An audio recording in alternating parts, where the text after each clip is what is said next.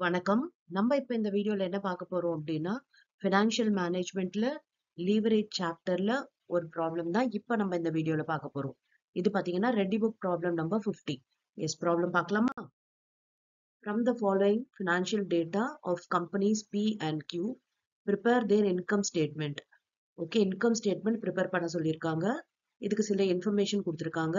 ரெண்டு கம்பெனியோட டேட்டா இருக்கு. Company P, company Q. Variable cost as percentage of sales. இது 50%, இது 60%. Interest 40,000, 12,000. Operating leverage 3:1. இது 5:1. Financial leverage 2:1, 3:1. Income tax rate 50%, 50%. ரெண்டு கம்பெனியும் 50% தான்.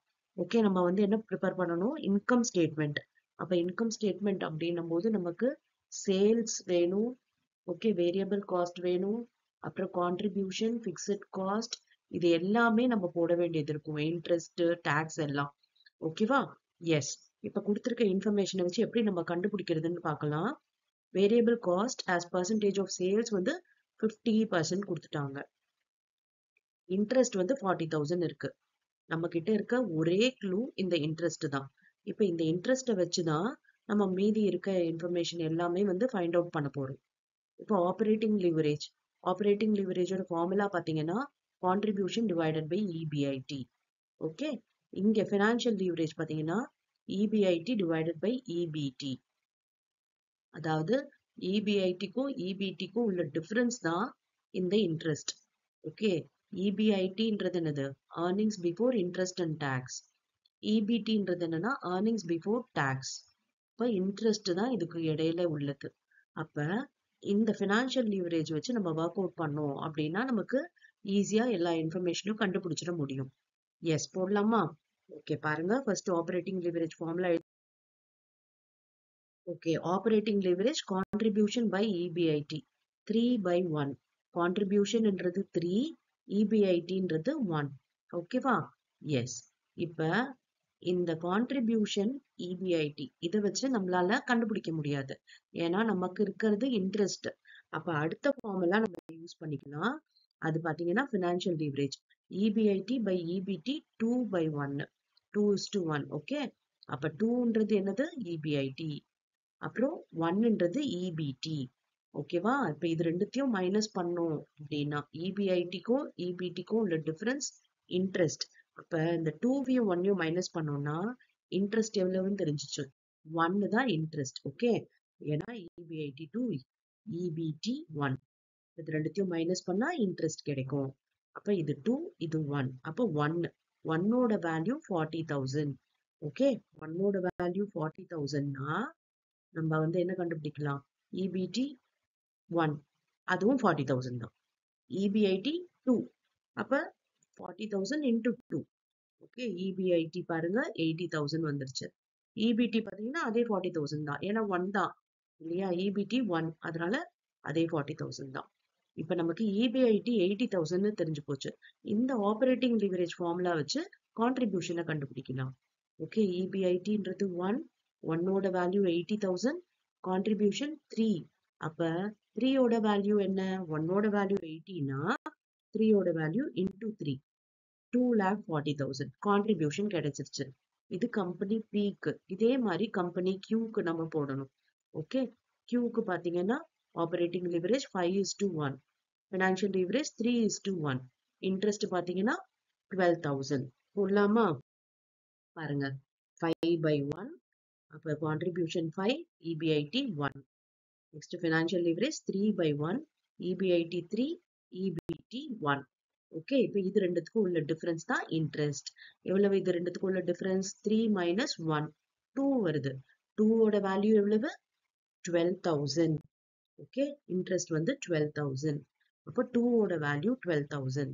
அப்ப நமக்கு என்ன வேணும்? 3ஓட வேல்யூ வேணும் அண்ட் 1ஓட வேல்யூ வேணும். அப்ப எப்படி போடலாம்? 12,000 into 3/2. ஏன்னா 2ஓட வேல்யூ தான் 12,000 இல்லையா? அப்ப நமக்கு தேவை 3 வேணும். அப்ப 3/2 போடுறோம்.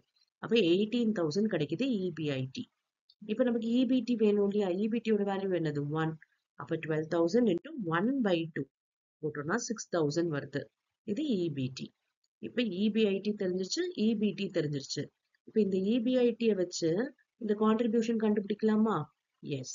EBIT 1, contribution 5. அப்ப என்ன பண்ணலாம்? EBIT 18,000 into 5 போட்டோம்னா 90,000 வருது கான்ட்ரிபியூஷன். இதுதான் Q கம்பெனியோடது. ஓகே, இப்ப ரெண்டுத்தையும் எழுதிக்கலாம்.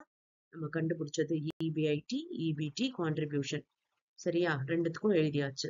இப்ப இன்கம் ஸ்டேட்மெண்ட் ப்ரிப்பேர் பண்ண சொன்னாங்க இல்லையா? இன்கம் ஸ்டேட்மெண்ட்ன்றது சேல்ஸ்ல இருந்து நம்ம அப்படியே போட்டுட்டு வரணும் EAT வரைக்கும். பாருங்க, இதுதான் ஃபார்மேட். இந்த ஃபார்மேட்ல தான் நம்ம எல்லா இன்ஃபர்மேஷனும் கண்டுபிடிச்சு போட போறோம். இப்ப கண்டுபிடிச்சதையும் அண்ட் ப்ராப்ளம்ல இருக்கிறதையும் முதல்ல போட்டுக்கலாம். இங்க EBIT இருக்கு, EBT இருக்கு, கான்ட்ரிபியூஷன் இருக்கு. அதே மாதிரி Q கம்பெனிக்கும் இது 3 இருக்கு. அண்ட் இங்க இன்ட்ரெஸ்ட் இருக்கு. அதெல்லாம் போட்டுக்கலாம். பாருங்க, நம்ம கண்டுபிடிச்சது அண்ட் ப்ராப்ளம்ல கொடுத்துருக்க இன்ட்ரெஸ்டையும் போட்டாச்சு. இப்ப நம்ம வந்து மீதி இருக்கிறதெல்லாம் எப்படி கண்டுபிடிக்கலாம்னு பார்க்கலாம். இன்கம் டேக்ஸ் ரேட் பாருங்க 50%. ஓகே, அப்ப EBT இருக்கா, இதுல வந்து டாக்ஸ் ரேட் போடலாமா? 50% போடலாம். அண்ட் இங்கேயும் 50% தான். அப்ப 40,000ல 50%, 6,000ல 50% போட்டோம்னா நமக்கு 20,000 and 3,000 வந்துருச்சு. அப்ப EATன்றது இதுல இருந்து இதை மைனஸ் பண்ணா வர்றதுதான். ஓகே, இது 20, அங்க 3, அதே தான் வரப்போகுது. பிகாஸ் 50% இல்லையா? ஸோ 50-50 போட்டாச்சு. இப்ப நம்ம என்னென்ன கண்டுபிடிக்கணும்? ஃபிக்ஸட் காஸ்ட் கண்டுபிடிக்கணும், வேரியபிள் காஸ்ட் கண்டுபிடிக்கணும், சேல்ஸ் கண்டுபிடிக்கணும். ஃபிக்ஸட் காஸ்ட் எப்படி கண்டுபிடிக்கலாம்? இந்த 2,40,000ல என்ன மைனஸ் பண்ணா நமக்கு இந்த 80,000 வரும்ன்றத பார்க்கணும். 2,40,000 மைனஸ் 80,000 தான் 1,60,000. இங்க பாத்தீங்கன்னா 90ல 18,000 மைனஸ் பண்ணா 72,000 வந்துருச்சு. ஓகேவா? எஸ். இப்ப நெக்ஸ்ட் பாத்தீங்கன்னா என்ன கொடுத்திருக்காங்க நமக்கு? Variable cost as percentage of sales 50%. அப்புறம் இங்க வந்து 60% வேரியபிள் காஸ்ட். இது 50னா கான்ட்ரிபியூஷன் 50. அப்ப இது ரெண்டுமே 50-50. அப்ப இது 2,40,000னா இதுவும் 2,40,000 தான். பாருங்க, இது 50% வேரியபிள் காஸ்ட் வந்து 50% சொல்லிட்டாங்க.